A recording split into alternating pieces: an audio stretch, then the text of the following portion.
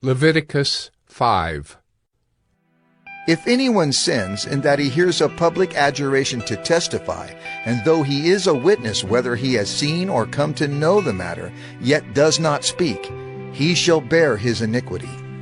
Or if anyone touches an unclean thing, whether a carcass of an unclean wild animal, or a carcass of unclean livestock, or a carcass of unclean swarming things, and it is hidden from him, and he has become unclean, and he realizes his guilt, or if he touches human uncleanness, of whatever sort the uncleanness may be with which one becomes unclean, and it is hidden from him, when he comes to know it and realizes his guilt, or if anyone utters with his lips a rash oath to do evil or to do good, any sort of rash oath that people swear, and it is hidden from him, when he comes to know it and he realizes his guilt in any of these, when he realizes his guilt in any of these and confesses the sin he has committed, he shall bring to the Lord as his compensation for the sin that he has committed a female from the flock, a lamb or a goat for a sin offering, and the priest shall make atonement for him for his sin.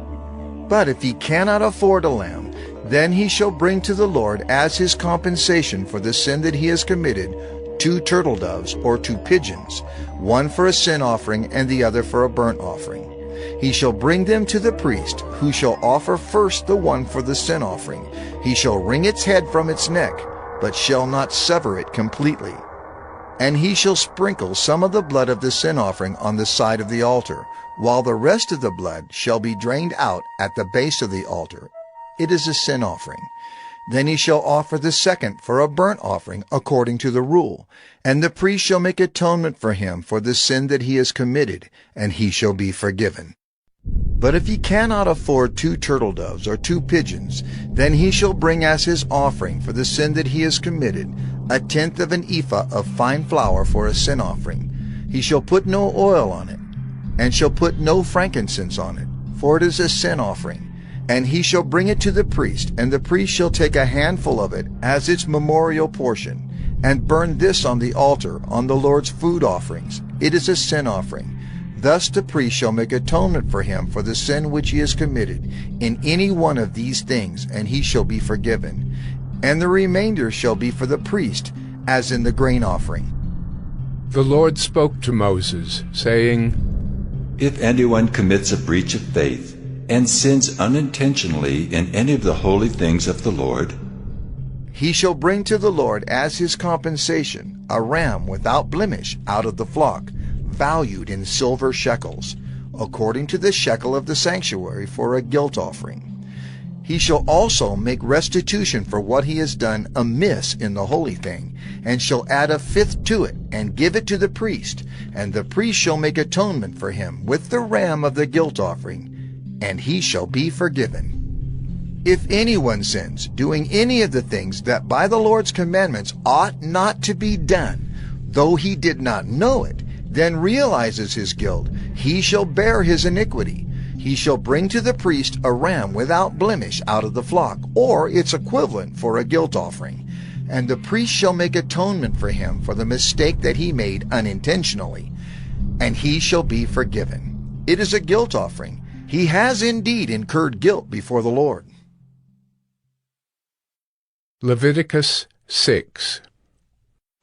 The Lord spoke to Moses, saying, If anyone sins and commits a breach of faith against the Lord by deceiving his neighbor, in a matter of deposit or security, or through robbery, or if he has oppressed his neighbor or has found something lost and lied about it, swearing falsely, in any of all the things that people do and sin thereby, if he has sinned and has realized his guilt and will restore what he took by robbery, or what he got by oppression, or the deposit that was committed to him, or the lost thing that he found, or anything about which he has sworn falsely, he shall restore it in full, and shall add 1/5 to it, and give it to him to whom it belongs, on the day he realizes his guilt. And he shall bring to the priest as his compensation to the Lord a ram without blemish out of the flock, or its equivalent for a guilt offering. And the priest shall make atonement for him before the Lord. and he shall be forgiven for any of the things that one may do and thereby become guilty. The Lord spoke to Moses, saying, Command Aaron and his sons, saying, This is the law of the burnt offering. The burnt offering shall be on the hearth on the altar all night until the morning. And the fire of the altar shall be kept burning on it.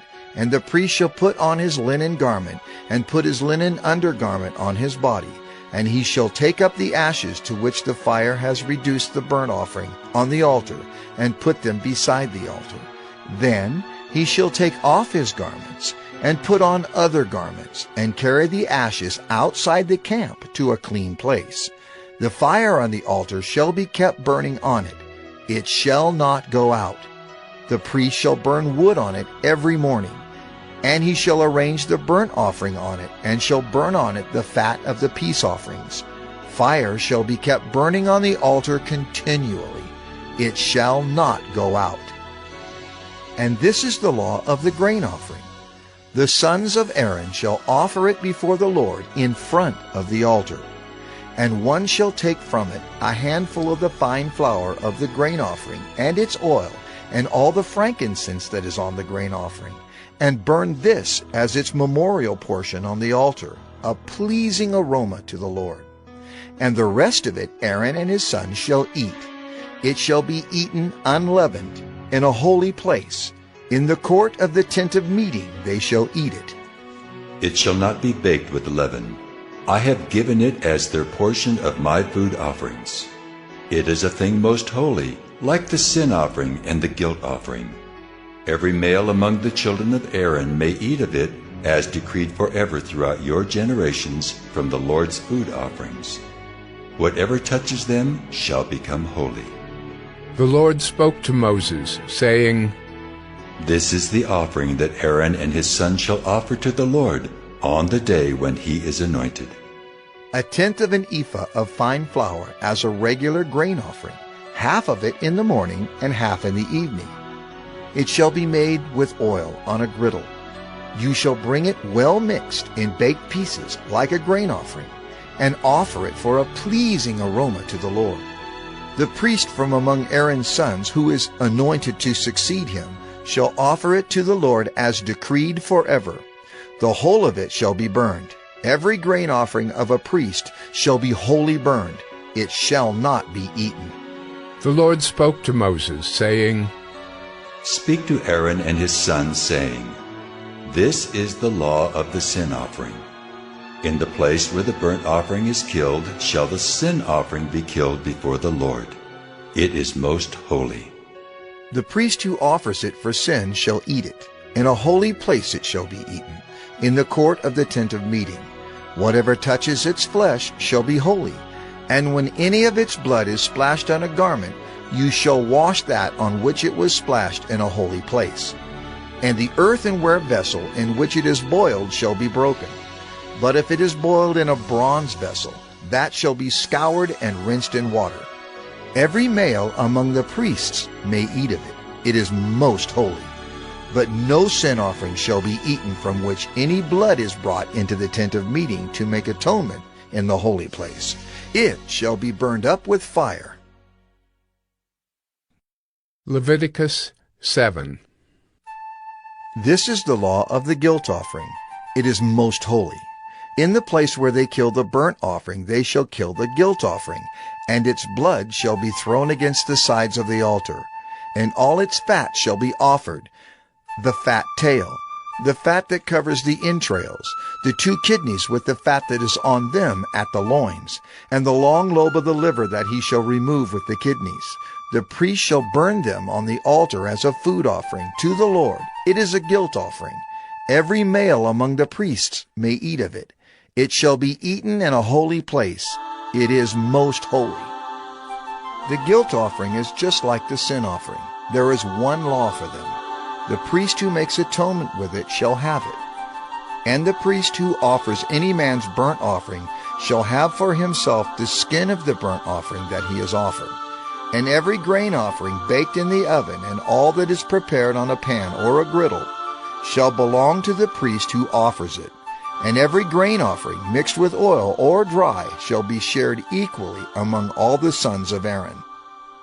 And this is the law of the sacrifice of peace offerings, that one may offer to the Lord. If he offers it for a thanksgiving, then he shall offer with the thanksgiving sacrifice unleavened loaves mixed with oil, unleavened wafers smeared with oil, and loaves of fine flour well mixed with oil. With the sacrifice of his peace offerings for thanksgiving he shall bring his offering with loaves of leavened bread. And from it he shall offer 1 loaf from each offering, as a gift to the Lord. It shall belong to the priest who throws the blood of the peace offerings. And the flesh of the sacrifice of his peace offerings for thanksgiving shall be eaten on the day of his offering. He shall not leave any of it until the morning. But if the sacrifice of his offering is a vow offering or a free will offering, it shall be eaten on the day that he offers his sacrifice, and on the next day what remains of it shall be eaten. But what remains of the flesh of the sacrifice on the 3rd day shall be burned up with fire. If any of the flesh of the sacrifice of his peace offering is eaten on the 3rd day, he who offers it shall not be accepted, neither shall it be credited to him. It is tainted, and he who eats of it shall bear his iniquity. Flesh that touches any unclean thing shall not be eaten. It shall be burned up with fire. All who are clean may eat flesh, but the person who eats of the flesh of the sacrifice of the Lord's peace offerings, while an uncleanness is on him, that person shall be cut off from his people. And if anyone touches an unclean thing, whether human uncleanness or an unclean beast or any unclean detestable creature, and then eats some flesh from the sacrifice of the Lord's peace offerings, that person shall be cut off from his people. The Lord spoke to Moses, saying, Speak to the people of Israel, saying, You shall eat no fat of ox or sheep or goat. The fat of an animal that dies of itself, and the fat of one that is torn by beasts, may be put to any other use, but on no account shall you eat it. For every person who eats of the fat of an animal of which a food offering may be made to the Lord shall be cut off from his people. Moreover, you shall eat no blood whatever, whether of fowl or of animal, in any of your dwelling places. Whoever eats any blood, that person shall be cut off from his people. The Lord spoke to Moses, saying, Speak to the people of Israel, saying, Whoever offers the sacrifice of his peace offerings to the Lord shall bring his offering to the Lord from the sacrifice of his peace offerings. His own hands shall bring the Lord's food offerings. He shall bring the fat with the breast, that the breast may be waved as a wave offering before the Lord. The priest shall burn the fat on the altar, but the breast shall be for Aaron and his sons. And the right thigh you shall give to the priest as a contribution from the sacrifice of your peace offerings. Whoever among the sons of Aaron offers the blood of the peace offerings and the fat shall have the right thigh for a portion. For the breast that is waved and the thigh that is contributed I have taken from the people of Israel, out of the sacrifices of their peace offerings, and have given them to Aaron the priest and to his sons as a perpetual due from the people of Israel. This is the portion of Aaron and of his sons from the Lord's food offerings, from the day they were presented to serve as priests of the Lord. The Lord commanded this to be given them by the people of Israel. From the day that he anointed them, it is a perpetual due throughout their generations. This is the law of the burnt offering, of the grain offering, of the sin offering, of the guilt offering, of the ordination offering, and of the peace offering, which the Lord commanded Moses on Mount Sinai on the day that he commanded the people of Israel to bring their offerings to the Lord in the wilderness of Sinai.